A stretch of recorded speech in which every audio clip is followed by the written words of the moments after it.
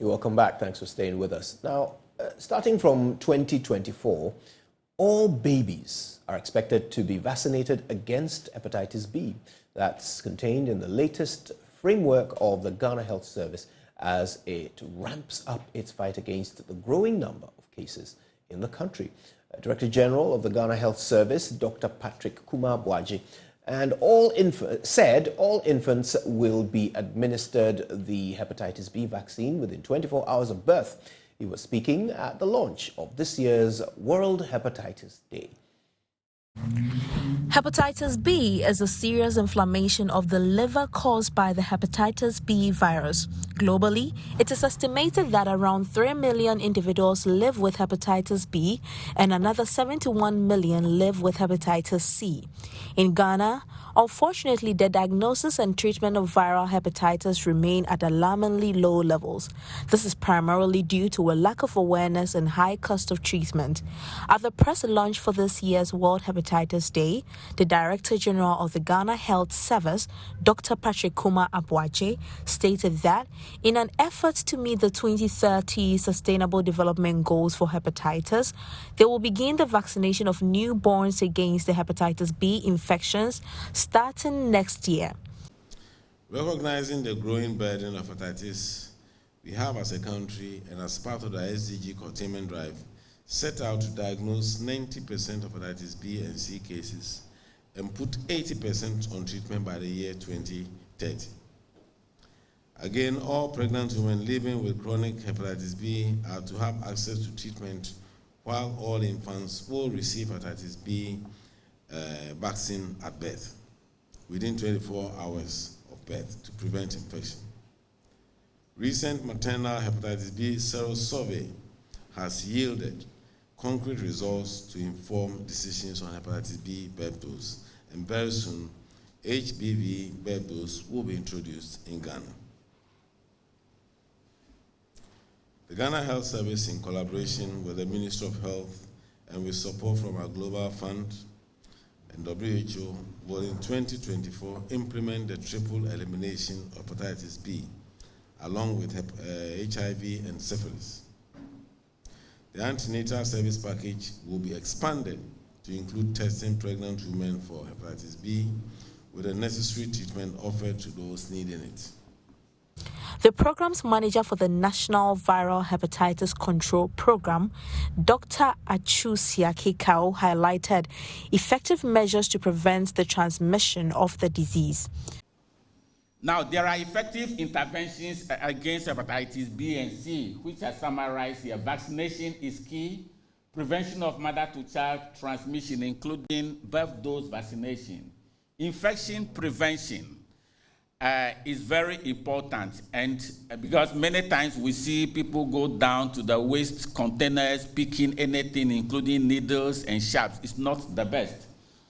Harm reduction for people who inject drugs is very important so that they don't use infected needles for the purpose. Importantly for you and I also is testing and effective treatment for both B and C, which must reach everybody who needs it. The representative of the Hepatitis Coalition of Ghana, Theobald Owusu Ansah, presented a lineup of activities for this year's World Hepatitis Day. On the 25th, there's going to be hepatitis B screening and vaccination at Medina Market and STC Yard from 28 July. And when you find yourself in Volta region, that's who, there's going to be hepatitis B and C screening and free vaccination. And those at Cape Coast, you can also join the free screening at Cape Coast Teaching Hospital. In front of Cape Coast Teaching Hospital, we are doing screening and vaccination there. And also, Ridge Hospital on 28, there's going to be a free screening and vaccination at Ridge Hospital. And Tamale, those who are in Tamale, you can also join as the free screening and vaccination and education. Living a healthy lifestyle is important in protecting yourself against the silent threat of hepatitis. Esther Nkrumah. Now, 2 weeks ago, Global Peace Index was released, in which Ghana dropped behind countries like Sierra Leone, a country that has been through war in recent times.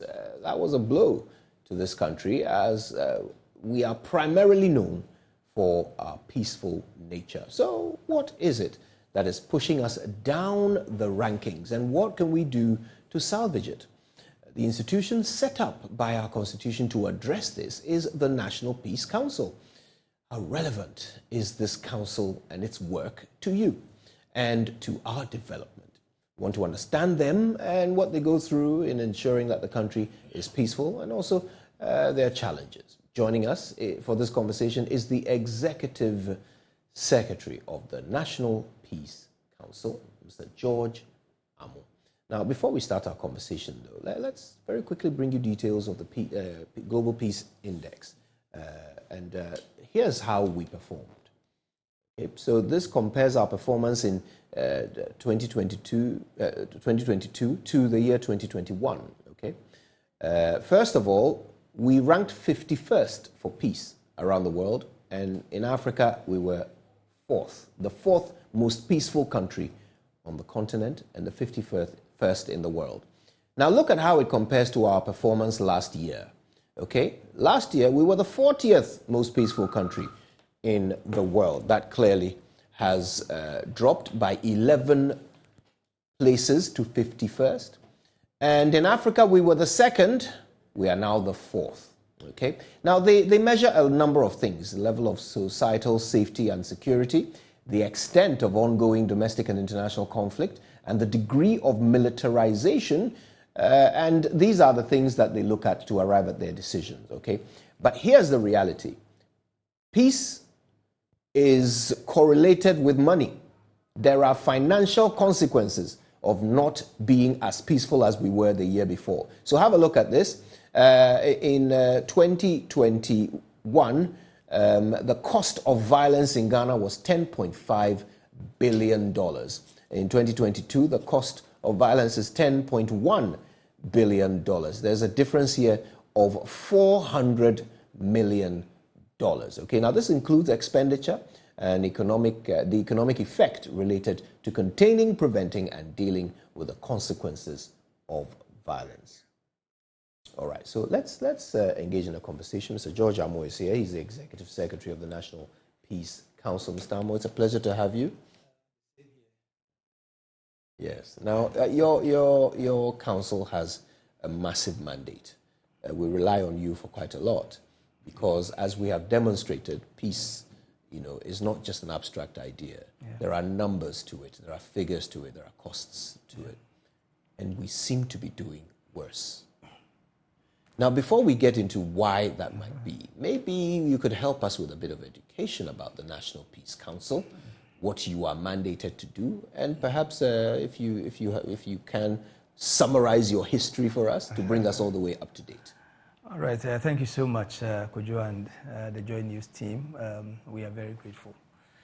The Peace Council was established, amidst conflicts. So out of the difficulties that engulfed the country somewhere in 1994, 1995. I'm referring to the Nanumba Kukumba war, which led to some deaths. Out of that experience, some civil society groups, particularly the Catholic Bishops' Conference, led by Right Reverend Philip Name at the time, and the Catholic Relief Services, the Action Aid Ghana, Well Vision, and among others, mobilize support, for peaceful interventions. And out of that, something we call Secutaps, Center for Conflict Transformation and Peace Studies, was set up in Damango, which became like a reference point for dealing with conflicts from time to time. Then, somewhere in 2002, remember the unfortunate death of the Yana. So when the Yana's death also occurred, the forces for a mechanism, a kind of peace infrastructure, to continuously deal with our violence and conflict issues was gathering momentum. So the whole nation, the Ministry for Interior came in somewhere 2006. A framework was developed. Under that time, Honorable Kandapa was the Minister for the Interior, and he started a process, because civil society had already begun the process, and a framework was developed. Then fortunately, Honorable Matanamidu came and firmed up the process. So somewhere in 2010, in Parliament, a bill was introduced, and the president at the time, President Mills, the late President Mills, in May 2011, signed the bill, which resulted in the creation of the Nat'l Peace Council, the act, which I have a copy here. So that is the history of the Nat'l Peace Council. The mandate, as set out in Section 2, is to facilitate and develop mechanisms. So that is the core mandate. Facilitate and develop mechanisms. Mechanisms to do what? To prevent, to manage, and to resolve conflicts. So that is the mandate cut out for us. So our first objective is to prevent. If we are unable to prevent, we manage, and if we're able to resolve, happy we are. The overall effect is to ensure that this country keeps our peace, or sustainable peace as we would want to put it. So that is the Peace Council. We do a lot of things. We are supposed to be a coordinating mechanism to harmonize peace initiatives and peace actions in the country. We are supposed to build capacity, to ensure that people like even yourself, because the media, sometimes you are confronted with conflict matters. How do we help society to provide a better mechanism for addressing our differences instead of resorting to the machete, the gun, or whatever? So that is what we do. We also create awareness, of non-violent uses. Instead of using the violent ways, there are violent mechanisms. What are they, and how are people able to, use them in addressing their conflict issues? So that is what the Peace Council has been doing since 2006. You remember Peter Appiah-Texan Cardinal was the first chair. When he left, Most Reverend Asante, Emmanuel Asante took over. And now we have Reverend Dr. Enesedi Jemfi, who is the chair. So that has been our history. I think Ghanaians are best judges. I think we've done quite a lot. Basically, behind the scenes, we do even more. But it's unfortunate, referring to the Peace Index. Yes. This country, one of the key indicators, if somebody is talking about Ghana from outside, our peace is something that clearly defines or identifies us as a people. So we have jealously guided this enviable record. But unfortunately, the latest Global Peace Index released, as you rightly referred to, we lost our position as the most peaceful within the West Africa. What happened? I mean, what did we do wrong? Yeah, there are three basic, I think you've said it here, the internal domestic issues, security issues, one, militarization, another, then I think the last one is safeguarding. Let me check it from here. Ongoing domestic, international conflict, degree of militarization, then our security, and safety issues. If you look at it, we performed quite well in the first two, safety and security, domestic, we did a bit well there. No, the militarization, sorry. The domestic was where we had a problem, right. Because if you look at our country now, since 2021, chieftaincy conflicts have been, I think, our biggest bane as a people. If you take out the economy, which we all know, the troubles we are currently encountering, chieftaincy has been, and over the past year, we haven't had it easy in terms of chieftaincy conflicts here and there, particularly, in the Upper East region. The Baku conflict, we all know, didn't help matters. And, there's another one, very close to Baku, so combined effect, if you go to a lot, they have a lot. In fact, a total of almost 310 cases now, all over the country that the Peace Council is handling. So let me ask you this. I mean, chieftaincy disputes. Yeah. The rest of civilization has solved this problem centuries ago. Is that so? What? Well, yeah. What is it that makes it difficult for us,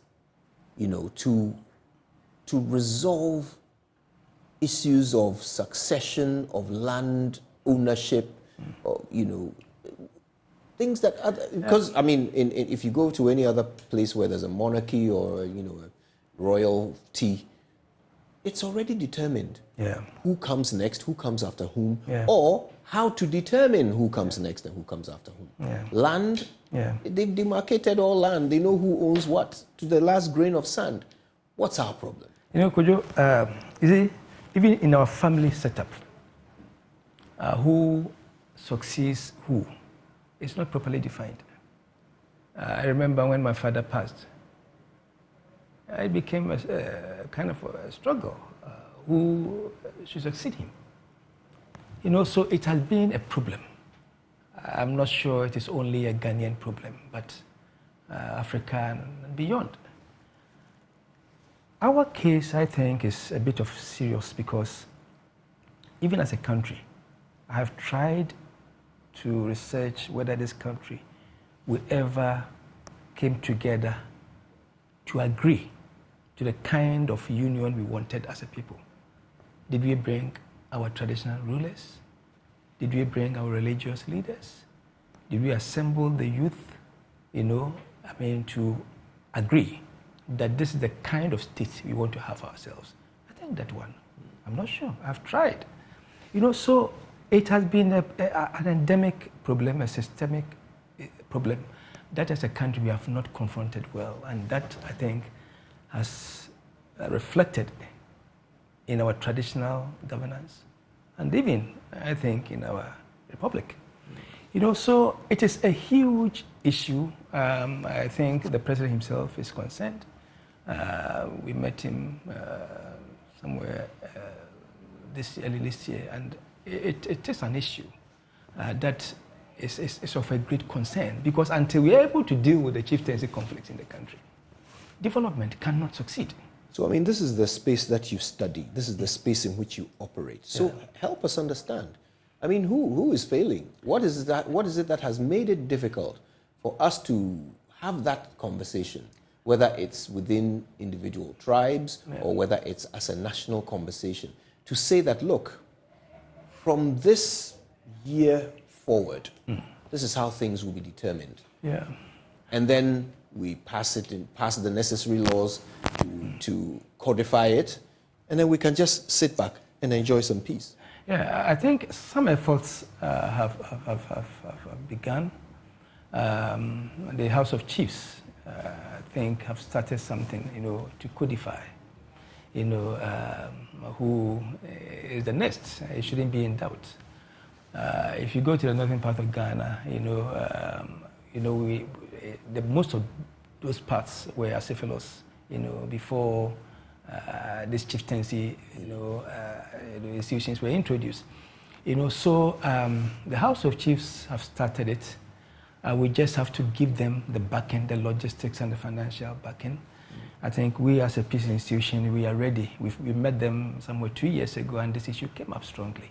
So the conversation has started. I think we don't have to, relax on that. We have to push it. I think the state, as a country, our people, including you, of course, our media partners, we should all mobilize, like we've done for Galamsey, because what is happening in chieftaincy probably is more than a Galamsey that is killing all of us. So how do we resolve these things once and for all? It's not going to be easy, because traditions and customs are not, they are sensitive, some very emotive, can arouse people's emotions, etc. So we need to begin the conversation, probably at the traditional level, gradually to the national, I don't know, but we may also start from the national conversation and see how it can trickle down, to our various traditional areas. It is a problem.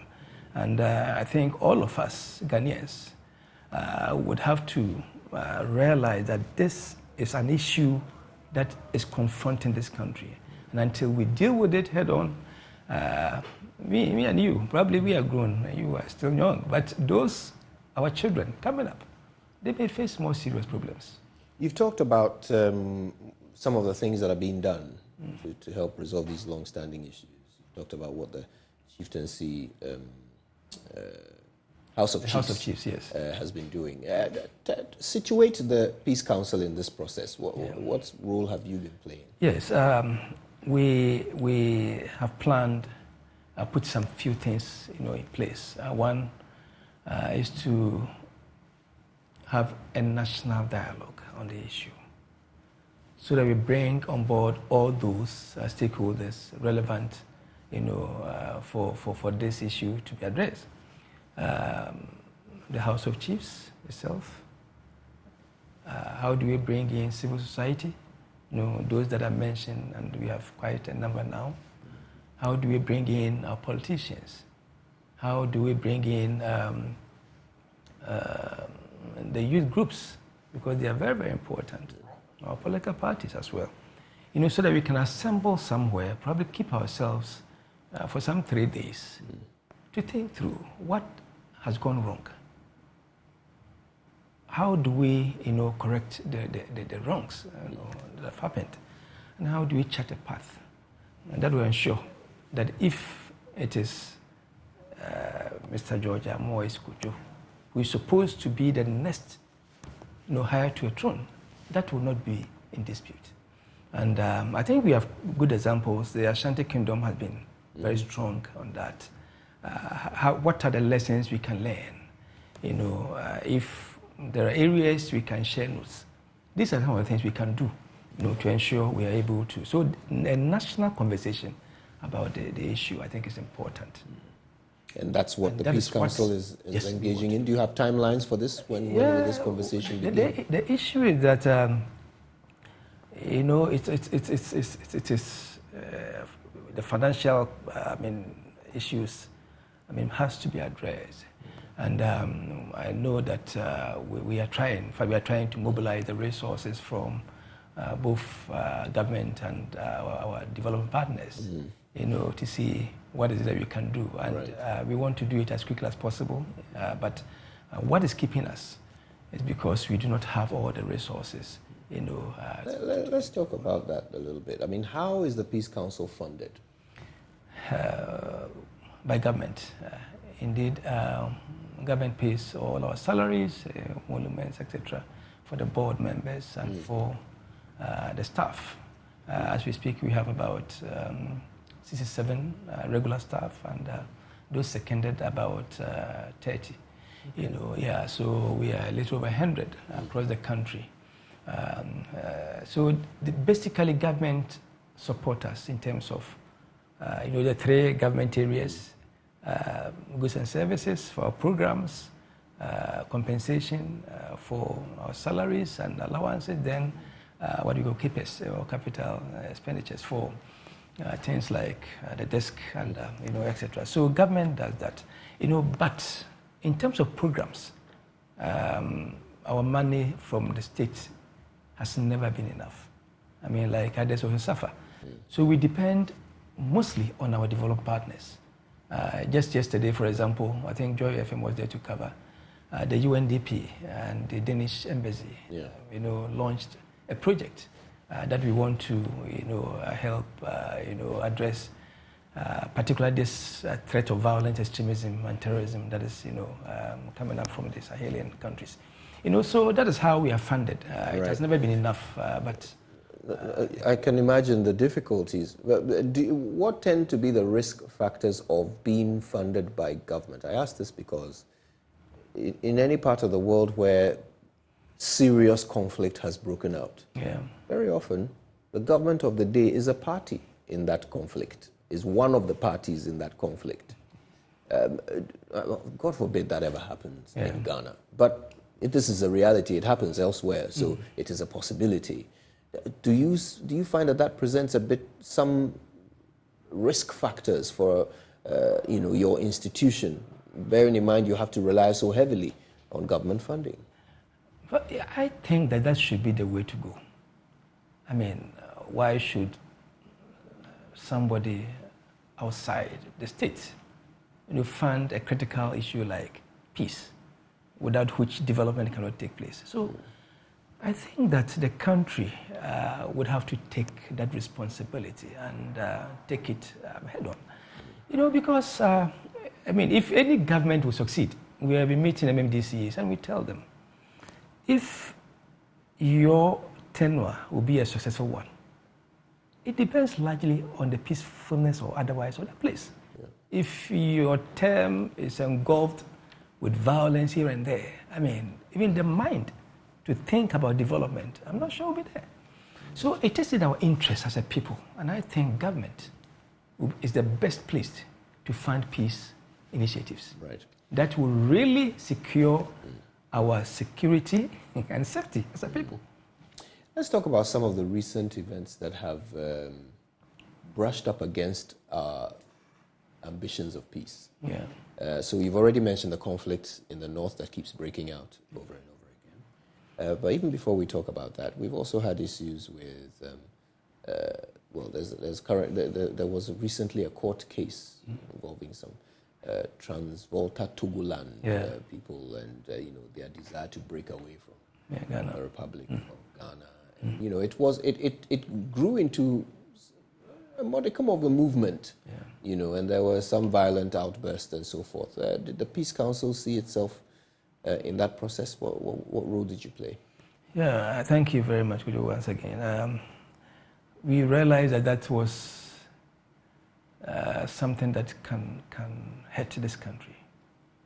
And therefore, we didn't rest at all. The board quickly mobilized resources, and government came in to support us.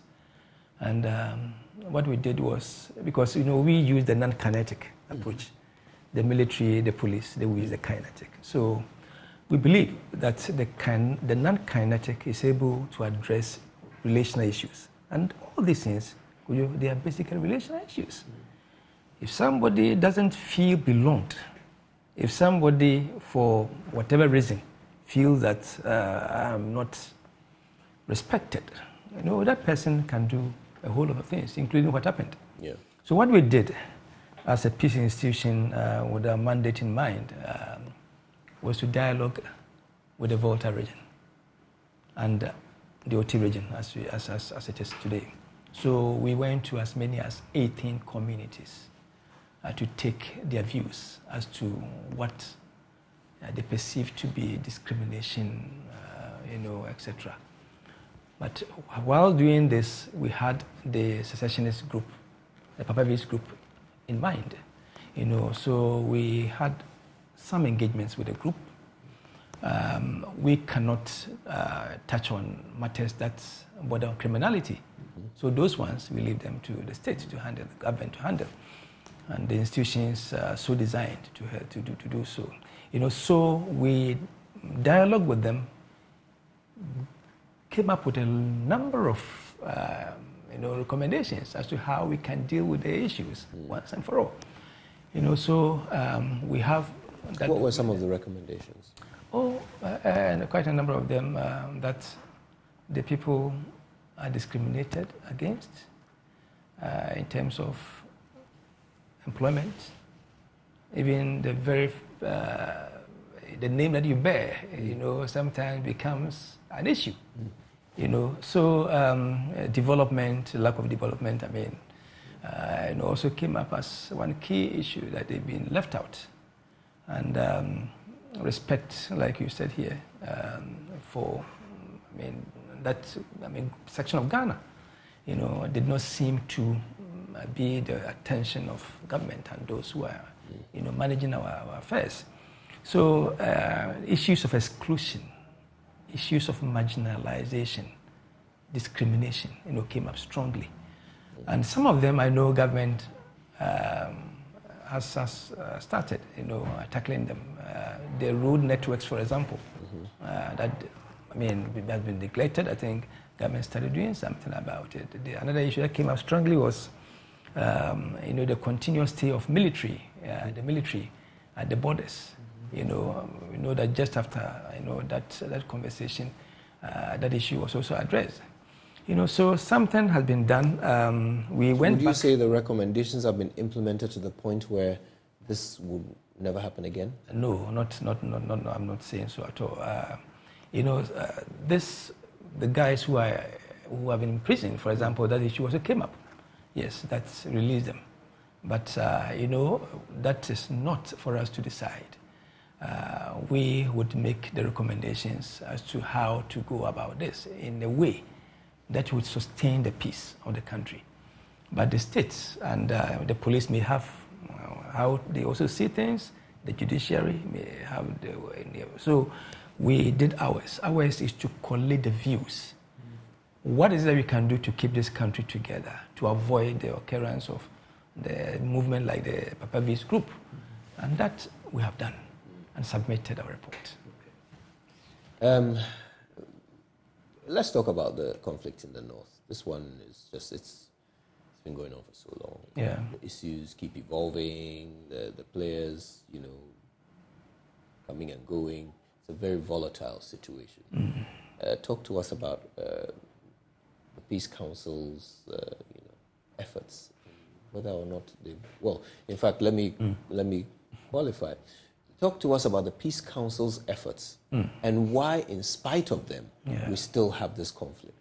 Yeah, conflict is very fluid. You cannot determine its movement so easily.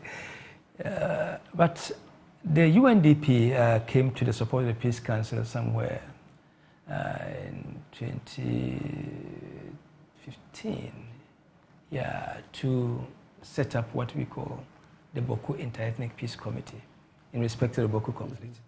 Because conflict aspect will tell you, you cannot import, solutions. You would have to use, people within the area, those who are affected. So what we did was to set up the Boku Inter-Ethnic Peace Committee. And the Boku Inter-Ethnic Peace Committee was made up of both Kusasis and the Mampresis, and other tribes in the area, in the Bisas, even the Dagbanis, they are there. So we set up a 20-member committee, and they selected a chair, a vice chair, and etc., and to, as it were, evaluate the situation from time to time, become the early warning mechanism there to offer the transition of issues, like early warnings. If, for example, they get an issue that they think the Peace Council at the head office can help address, quickly they do that. If it's a RECSEC, quickly they do that. So that was the method the Peace Council applied, and it was working until, I think 2021, when the unfortunate, recurrence happened. So we still believe that it is workable, because you cannot, myself and you cannot go and proffer any solution. What we can do is provide expert advice. But the solution rests with the people. And I am very confident, Koju, that we should not, leave Boku or any other conflict area. We have to support them. I mean, Dogba Kandiga, also in the Upper East region, had gone through a similar situation like the Boku issue. But the chiefs themselves have been able, to find a solution. The Peace Council provided technical support, but they have found a solution, and we believe that it's just a matter of time. Boku will find a solution. Right. What we have to fight against are those behind the scenes, the periphery, some people call them conflict entrepreneurs, right, who are behind the scenes and providing the support for them to do what they're doing. Right. I think that we have to cut. And if all of us were able to mobilize ourselves, including the media, because there are media stations over there who are also not allowing the matters to rest. Yeah. I can't let you leave without asking about this. One of your most recent endeavors was to bring peace between Archbishop Ajinasare and the people of Nogopu. How's that going? I think we didn't expect that to happen, but it happened. This is how we did it. Our regional office, we have regional offices across the country. So the Volta Regional Peace Council first issued a statement. And we also approached the Nogobo people. And we approached, indeed, the Perez Chapel as well.